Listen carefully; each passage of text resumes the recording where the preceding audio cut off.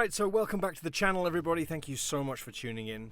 Before we get started on this next interview, I just wanted to tell you all a little bit about the person who I am interviewing. For those who are watching this and don't know who Lee Parks is, I thought I'd just give you a brief rundown before we get into the on-camera interview. So, not only is Lee my boss, owner, CEO, president of Total Control motorcycle training programs, he is my mentor as a professional motorcyclist. What this guy doesn't know about motorcycles probably isn't worth knowing. He's an internationally renowned motorcycle professional. He's been available for consulting, expert witness testimony. His involvement in the motorcycle industry goes beyond being just a safety program manager. He develops the curriculum for the training programs. He's a vehicle and motorcycle and product tester. He's an instructor trainer. He's a motorcycle racer. He's a PPE manufacturer. He has his own company which manufactures very high quality motorcycle safety gear. He has personally authored over 300 articles. He's taken more than 2,000 photographs for various motorcycle magazines and articles, which have both been published in consumer and trade magazines and different websites. He's also a 3 times best-selling author, and he's been an expert commentator on Open Road Radio and also on CNN. His curriculum vitae, or CV, is very, very long, and I could go on and on and on, probably for another 5 minutes, talking about all the things that he's done and currently doing. But let's get on with the interview, and I would like to introduce you to the very awesome Mr. Lee Parks. Mr. Lee Parks, thank you so much for being on my channel, for legitimizing my channel. Happy to be here, James. We've got 10 questions for a motorcyclist. You are a very famous motorcyclist. I don't want to boost your ego too much. All right. It's very cool that you're on camera. You have agreed to answer these questions, so thank you for that. We've got 10 questions for a motorcyclist. All right. So question number 1. What was your very first motorcycle experience? How old were you?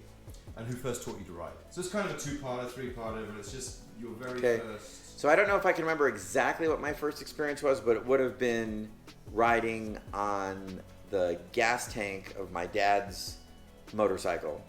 And I can't remember, it would have been, this would have been late 70s. And it either would have been on the gas tank of a motorcycle most people have never heard of called Taka, T-A-K-A. Okay. If you look up Taka by Rockford, you'll see a picture of that little red and white kind of dual sport bike.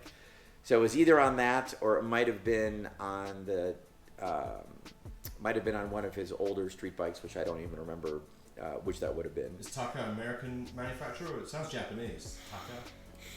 I'll Google it. Google it and find out. Google it. Yeah. But so it was a late 70s. 9 or 10? Late 70s? Yeah, I would have been, maybe even a little earlier than that. It might have been... sit you in front of him. Yeah. Because, on the tank. he would just be taking me for a little ride. And it was probably that Taka because it was probably off-road, like on a dirt road or grass or something.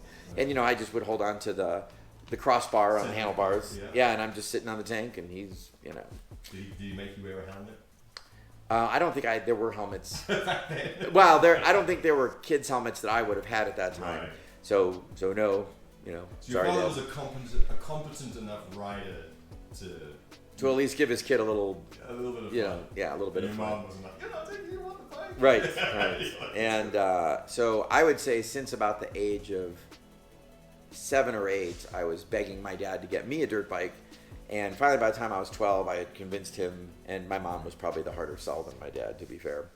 So my first bike was a 1980 RM80, which I got new in 81 RM80 that I got new in 1982 as a year-old, kind of leftover model. Normally $800, only $700 as the year-old model. And what was the third part of the question? Who first taught you to ride? My dad first taught me to ride on that. I think we went off to across the street from where I lived was a big open field where they did like softball games and soccer and stuff like that. So he taught me how to ride out there. That was how I learned. So your dad was a proper motorcyclist? He was a proper motorcyclist. He had street bike. He didn't have a dirt bike, but he had that dual sport bike. And but he was all excited about me wanting to ride. And so some of my fondest memories are the two of us riding dirt bikes together as a kid. Yeah. So first bike, you were about 12, and that would have been a gift. Yep. From your dad. Yep. To you. Awesome. What's your current street motorcycle, and why did you choose it? Current street motorcycle. I don't know if your camera can see behind me. Is a. I'll hold it up and point it. All right, there you go. This is a. It's orange. Yep, it's orange. It's a 2020 KTM 790 Adventure R. Nice. And why did I choose it? I've been doing a lot less street riding in the last few years. I think because I've been just so busy doing all the teaching and running the business and racing too. So I haven't been doing a lot of street bike riding, and so I really had 3 street bikes, none of which were getting very much time on them. So I decided to sell all 3 of those and buy one that could kind of be the jack of all trades, master of none. So I sold a Triumph Street Triple R, a BMW G450X, and a Suzuki DR650, and I got that 790 Adventure. And as far as street riding goes, it's a better street bike than any of those 3, and it still allows me to do a little bit of off-road dirt roads if I want. Usually, if I'm looking at that, I'm more interested in riding an actual real dirt bike versus that. So it really does a great job, and it goes as fast as I'm ever willing to go on the street. So on the track, obviously, I'll go faster, but as a street bike, I don't ride any faster on an R1 than I would on that. So there's no reason to have one of those for the street. And when you were comparing the big KTM dual sports, did you look at the 1190 and the 1290? I did. I've never been a big bike guy. This is the biggest motorcycle I've ever owned. I've raced a lot of them, including 1000cc bikes, but I've never been a big bike fan for myself.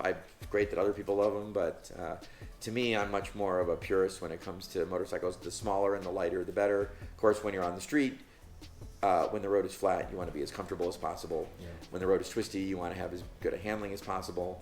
So this KTM, I think, is the best compromise between enough performance on the street with enough comfort and handling, and it has enough power to have fun, but not enough to get into too much trouble. And I love all the new electronics that it has on there. So, and as I get older, I don't want to be crouched over on a sport bike anymore unless I'm actually racing. So, I knew I wasn't looking for something like that. The bigger KTMs are faster, but they're also heavier. A lot heavier. And, if I'm going to draw the line, I'd rather be smaller and lighter. I mean, looking at the bikes I got rid of, this should give you a pretty good idea of the kind of stuff that I gravitate towards. But again, if I had to have one bike to do them all, that's my choice. Okay.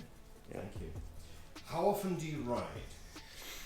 Other than since I damaged my ankles very badly a few months ago from a bad landing on a motocross double jump, I probably, I certainly ride a few times a month, although most of the time these days, when I do get the opportunity, it's at a racetrack, either with my supermoto or my mini moto bike, or my dirt bike, because I can just go out the gate of my yard here, and I got miles of trails all the way up to Vegas if I wanted.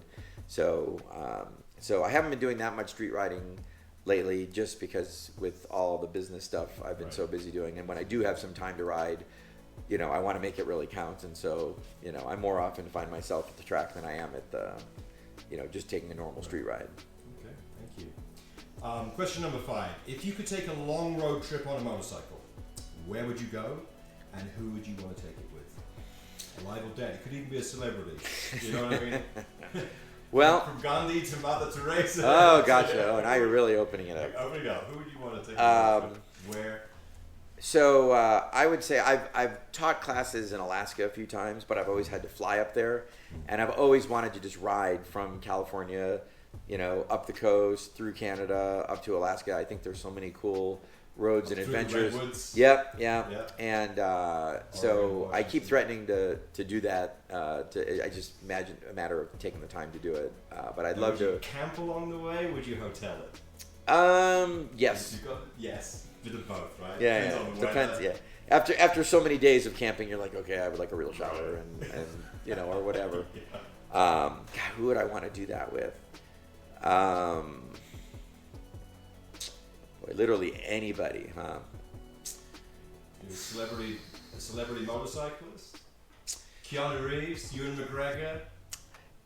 Actually, I'll tell you who. I don't even know if he's. Interesting I don't for even that know type of if he's. journey. I don't even know if he's riding anymore. But I've had some wonderful conversations with the actor Peter Coyote, who is also a rider, and he's someone I think would be a fascinating person to take a trip with. So Right. I watched. he might still technically be riding, but he's getting pretty old now. So Right. yeah. Norman Reedus rode with Peter Fonda for his TV show. Oh, gotcha. And he went out to Florida and took a ride with him. It was just before he passed away. Yeah. It was almost like the last thing he did, and that was kind of one of those experiences to do it with a celebrity actor who's just seen it all, done it all, Yeah. met everybody in the business, and that was kind of a special episode of his TV show. Yeah, no, it sounds like it. Yeah, very cool. Okay, if you could only own one motorcycle, people, especially people like you, I'm sure dislike this question. What would it be? What would be the one bike? If I said you can only have one, the law is now you can only have one, and that bike's got to be for the rest of your life. It will magically never go wrong and always be available to be fixed. But that's the bike you've got to ride for the rest of your life. Okay. It could be anything, street or dirt, it doesn't matter. So that's you realize that's like saying if you could only have one food for the rest of your life, you couldn't eat anything else. It's appalling. Yeah, it's appalling. So, but if I had to choose, I would say my Husqvarna FS450 behind me, which I happen to actually own, so I don't have to dream about what it would be like. I know it, and I think when it comes to what is the purest form of motorcycle riding, and by that I mean what's the least amount of motorcycle between you and the road or the dirt or the whatever the experience is, a pure racing bike. Like this Husky over here, I just don't think you can beat that experience. And the fact that it's both on road and a little bit of off road means you get a little taste of both. And but the experience of being able to ride a pure racing motorcycle at the limits of traction with slicks that have so much traction, with such good brakes and such good suspension, and as you get to be my age of 51, also important, actually comfortable to ride. Yeah. I don't think you can. For me personally, that's my bike of choice. Okay. No, Yeah. it's a purist answer. Yeah. I would expect no less. Yeah. So I appreciate. But of it. course, as you can see, I would hate to be limited to only one motorcycle. Exactly. This just No, I seems wrong on the surface. But It seems right. Okay, then question number 7. Let's fly through these. Do you have a favorite motorcycle YouTuber or YouTube channel that you follow or enjoy watching? There's a lot out there. There's a lot out there, and there's a lot of crap out there as well. So, but certainly our instructor Greg Widmar, Fast Eddie, Motojitsu. I've just been amazed at the journey he's taken with his business and his life, and I love that he tries to make everything just really understandable. Makes no excuses for his opinions, like him or hate him, he is what he is. And but what I really appreciate about him is as diverse of subjects as he tries to tackle, he has always been, and you'll see when people ask him in questions, in the comments and so forth, he has always remained very humble about, what he is and what he isn't, and makes no claims of being the best at this or the best of that. Yeah. And I think he has truly embraced our idea of, I like to call it a mixed martial arts approach to motorcycle riding. So if you know like the history of MMA, when it started, it was basically started as like street fights, that then you had like professional wrestlers, started winning, and then you had kickboxers that got in, and then you had the Brazilian jiu-jitsu guys who kind of owned it for a while. But now, if you want to win in MMA, you can't be a specialist. You can't be a one-trick pony. You've got to be not just good, but great at punching, at kicking, at grappling, at wrestling, at submission holds. You can't be good at any of those. You have to be great at every one of those things. Multifaceted. Right. And I think Greg has really embraced that. He's done more training than, quite frankly, anybody I know. More than I've done, for sure. In terms of actual professional training, Right. street, Taking those dirt, classes, going track. to the track. Yeah, absolutely. And so, and that alone, I mean, this would be good advice for anybody looking for someone to look to advice to, or look at as a mentor, or find out how many classes have they taken from other people, and if their answer is, or at least in the last 10 or 20 years, if the answer is none, who knows what you're missing out by just looking at that one person. I take training all the time from other people. Greg does, certainly. So I love that. I think to be a really good motorcyclist, you've got to be good in all of these different disciplines. And he's just someone who I think has really embraced that. He walks the walk. He doesn't just talk the talk. So he'd probably be my favorite on that. Awesome. Well, as a footnote to that comment, I think his channel is awesome. Also, I'm going to put a link to his channel if anybody's watching this and doesn't know about him, which is highly unlikely. But and he also did an interview with you, which is a very in-depth, deep dive, a little bit more into in this very garage, actually.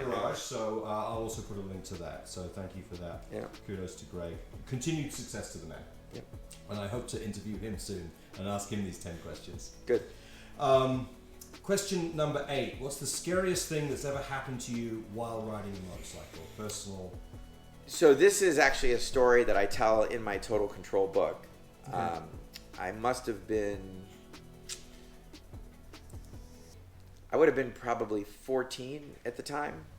And my friend who lived about an hour away from me in Illinois, he had his own dirt bike track at his house. Okay. And I've always dreamed of that. Now, as you can see, I have my own dirt bike track. So finally I get to live out the fantasy of being a kid wishing I had a dirt bike track at the house. But anyway, so he had built the track himself. And so he had jumps and berms and so on and so forth. Well, I was getting a little big for my RM80. This was before I got into the full-size dirt bikes. So I was a little tall, a little heavy for it. So I knew the really big jumps, I would bottom out the suspension. So I would try not to take the really big ones, until later when I got a full-size at the time of 125. But anyway, so I was going around a corner at my friend's track, and I went around the corner a little faster than I was able to go to take the jump that was right after. So I decided that rather than risk over jumping and bottoming out the suspension really bad, I would just ride around it to the right. Okay. And as I was riding around it to the right, I realized where the dirt for that jump came from. Oh, they had a... Yes, there was a giant hole where the tractor had dug out the dirt. And right before I was about to just fall into the hole, I just blacked out. Like I so overdosed on fear. I literally fainted. And that's what the reason that you faint is when your body knows that something horrible is about to happen. Right before it happens, it just shuts you down. So that was certainly the scariest thing, because I actually passed out. Blacked out right before it happened. So I have no memory of the crash, but I woke up and I'm on the ground and the bike's on top of me and there's gas dripping in my helmet, and I'm like, oh my God, what happened? And I'm all sore because obviously I crashed into this hole, but my brain was smart enough to just shut everything down. So I would say that was probably the scariest moment. Any injuries as a result of that accident? No, just some bumps and bruises. Nothing serious. Lesson learned? Yeah, lesson learned. Lesson learned is if you haven't ridden a particular trail or street or whatever before, that could be a decreasing radius turn on the street. That could be, a blind corner anywhere. In this case, it was a dirt path next to the one I had been riding. Don't ride over your sight. If you can't see it, slow down until you know that it's safe. Because in my case, I was just ripping around this corner, figure I'll just skip the jump and go to the next one. And it was too late by the time I realized what was there. And I mean, certainly I could have been killed if there had been some tree branches or metal or something sticking up in there. I could have been impaled on it. Fall. Yeah, or just a bad fall. Could have broken my neck. Who knows what? So yeah, don't override your sight distance. That's for sure. All right. Let's go off the scary subjects. Question number 9. What's your most favorite thing about motorcycle riding? Why do you do it? We know it's dangerous. Why do you keep doing it? So this will be an answer you're not expecting, which Okay. I know are the best answers for interviewers. So the thing that I love most about motorcycling is what an incredible form of self-expression it is. And so I'll explain. Okay. So normally when you think of self-expression, you might think of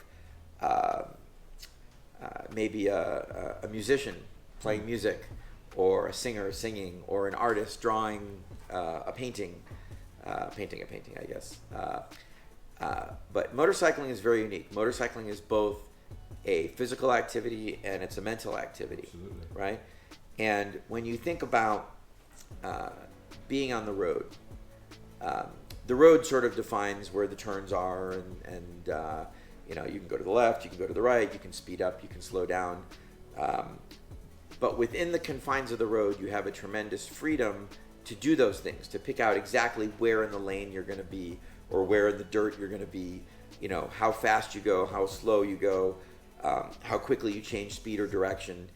And motorcycling is very unique in its way to give you all of these little micro decisions that you get to make all the time that makes what would essentially be the same ride different every time. So if you think of your favorite road, right? We all have a favorite road that we like to go. Someone who's not a motorcyclist might say, didn't you just do that road last weekend or whatever? Aren't you tired of that? You're like, no. Why do racers never get sick of the same tracks that they do over and over and over again?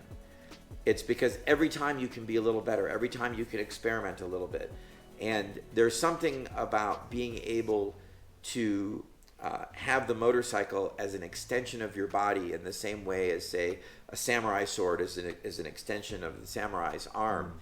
You know, you're able to express yourself in terms of how you make those directional and speed changes in a way that when you're done, you feel incredibly satisfied, like you've accomplished something, even though all you did is you started at one place, went around, ended up right back at the same place. So to someone who's not a rider, they wouldn't really understand, well, you didn't really accomplish anything, yet you feel like you've done something special. Yes. And that is, and when it's something like motorcycling where you get to physically and mentally challenge yourself to the limits of both, that to me is truly not just inspiring, but is really what makes life worth living.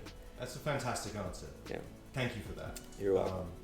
I can't really add anything to that except that I have a favorite canyon that I ride all the time. It's my training canyon for canyon riding, and it's exactly what you said. I've never thought of it as being a self-expressive moment. Right. So of training. so here's a question I'll ask students in our advanced training that we do.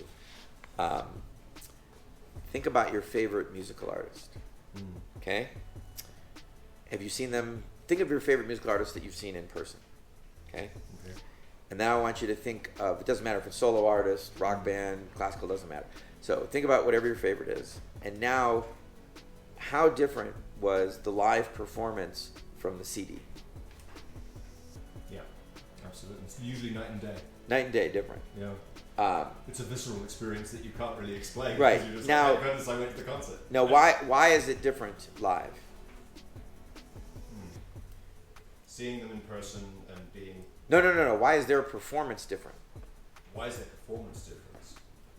They have that live... Well, I would imagine it's because they've got that energy of being live on stage. That adrenaline. Right. And so they do, depending on their There's interaction there's with... no cut. Right. Retake. Right. They've True. But really... they're picking up on the vibe from the crowd. Right. They've got whatever mood they're in. There's Yeah. the weather. Yeah. There's their different physical. every time. It's different. It's different every time, Yeah.